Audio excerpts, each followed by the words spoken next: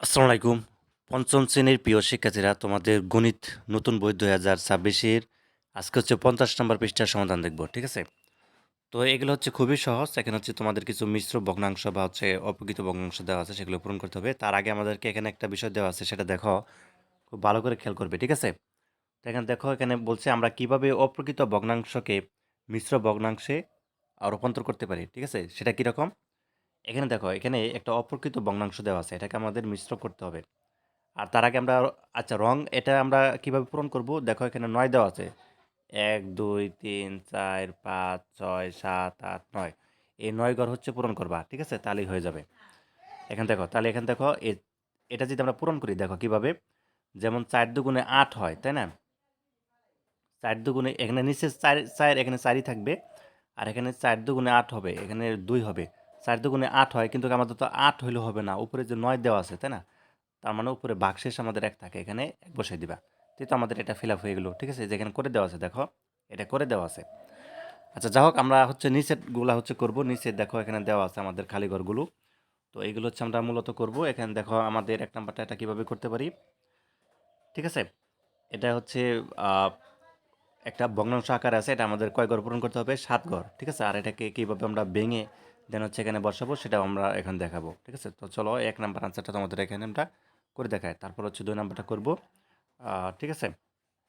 তারপর হচ্ছে বাকিগুলো আছে, অপ্রকৃত ভগ্নাংশ, মিশ্র ভগ্নাংশ প্রকাশ করি, সেগুলো করব। এগুলা কিন্তু অপ্রকৃত ভগ্নাংশ দেওয়া আছে যে এগুলা। ঠিক আছে? তো এগুলোকে আমরা কি করব? মিশ্র করব। আর এই যে খালি ঘরে যে রং করতে হবে আমাদের, এই রং ঘর কয় ঘর হবে? এখানে ৭ ঘর পর্যন্ত হবে। ঠিক আছে? তো চলো, আনসারগুলো তোমাদেরকে করে দেখাই। আচ্ছা, প্রথমটা তাহলে দেখো কিভাবে করব। তো এখানে আমাদের সবসময় মনে রাখতে হবে যে এই যে উপরে ৭ দেওয়া আছে, তাই না? তাহলে আমাদের ৭ ঘর হচ্ছে রং করে পূরণ করতে হবে। ১ ঘর, ২ ঘর, ৩, ৪, ৫, ৬, ৭। ঠিক আছে? আমাদের হয়ে গেল। তাইলে এখন দেখো, এটা আমাদের একটা অপ্রকৃত ভগ্নাংশ আছে না? এটাকে মিশ্র করতে হবে। কিভাবে করব মিশ্র? দেখো, এই ৩ দিয়ে হচ্ছে আমরা ৭কে ভাঙবো। তো ৩টা যদি ৭কে আমরা ভাঙি বা ভাগ করি, তাহলে তো আমরা কিভাবে ভাগ করতে পারি? দেখো, এই ৩ দেয়া ২, অর্থাৎ ৩ দুগুণে ৬ হয়। ৩ দুগুণে ৬ হয়, কিন্তু আমাদের তো উপরে ৭ হতে হবে, তাই না? তো তার মানে আমাদের ৬ হয়, বাকি ভাগশেষ আমাদের থাকে ১। এই উপরে হচ্ছে ১ বসিয়ে দিব। ঠিক আছে? তার মানে আমরা ২ পেলাম। ৩ দুগুণে ৬ হয়, ৩ দুগুণে ৬, আর ১ থাকে আমাদের ভাগশেষ, উপরে ১ বসিয়ে দিব। ঠিক আছে? আশা করি বিষয়টি বুঝতে পারছো। আবার বলতেছি, এই ৩ দিয়ে তোমাকে ৭কে ভাঙতে হবে, মিশ্র করতে হবে। কীরকম?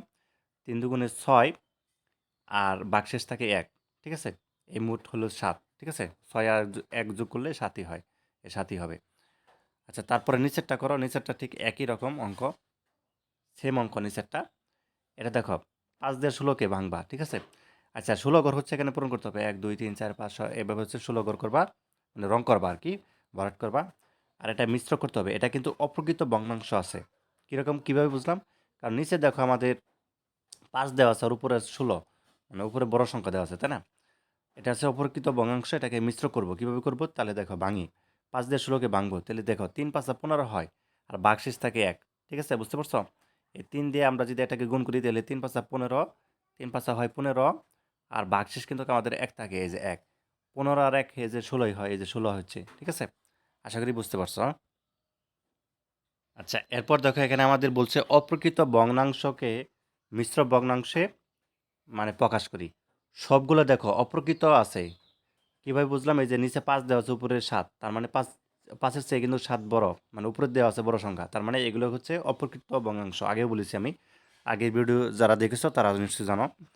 এখানে দেখো ৪ দেওয়া আছে, উপরে হচ্ছে ৮, এখানে ৭, এখানে উপরে ২২, মানে উপরে সবসময় বড় সংখ্যাগুলো দেওয়া আছে।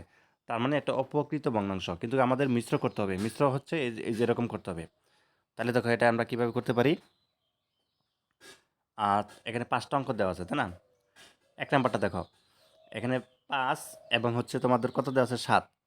৫ দিয়ে যদি ৭কে আমরা ভাঙি, তাহলে ৫ অক্কে ৫, আমাদের ভাগশেষ কত থাকে? ২ থাকে, তো উপরে ২ দিয়ে দিব। ঠিক আছে? তাহলে ৫ অক্কে ৫, ৫ আর ২ যোগ করলে যে ৭ই হয়, হয়ে যাচ্ছে। আবার এটাকে ভাঙো, ৪ উপরে, এটা কিন্তু মিলে যাচ্ছে। ৪ দুগুণে ৮, এটা আর কিছু করার দরকার নেই, এটা ২ দিয়ে দিবা, শেষ। আচ্ছা, এটা করো, ৭ দিয়ে ২২কে করবা, তাহলে ৩ ৭ ২১ হয়, আর ভাগশেষ ১ থাকে, যে উপরে ১ দিবা, আর এখানে ৩ দিবা, তাহলে ৩ ৭ ২১, আর উপরে ১। ঠিক আছে? এটা করো, ৮ দিয়ে করো, তাহলে ৪ এটা 4 আটা 32, ঠিক আছে? 4 আটা 32 আর উপরে আমাদের ভাগশেষ 3 থাকে। তাহলে কিন্তু 35 হয়ে যায়, ঠিক আছে? 4 আটা 32 আর 3 যোগ করলে ওই 35ই হয়। ৫ নাম্বারটা দেখো। ৪ দশে 40, এটা আর কিছু করার দরকার নাই, শুধু ৪ লিখে দিবা। এটা কিন্তু মিশ্র হয়ে গেল। বুঝতে পারছো? তো একেবারে সহজ। তো মোটামুটি এই ছিল 50 নাম্বার পৃষ্ঠার সমাধান। পরবর্তী পর্বে হচ্ছে আমরা 51 নাম্বার পৃষ্ঠার সমাধান দেখব। আর যারা নতুন রয়েছে অবশ্যই আর যে জাইদুল স্কুল চ্যানেলটি সাবস্ক্রাইব করে রাখো। তোমাদের সামনে যারা বৃত্তি পরীক্ষা দিবা অবশ্যই তোমাদের কোর্সে ভর্তি করানো হবে। ঠিক আছে? ওখানে ওখানে কিন্তু সব কিছু পেয়ে যাবা। ঠিক আছে? ধন্যবাদ সবাইকে। আল্লাহ হাফেজ।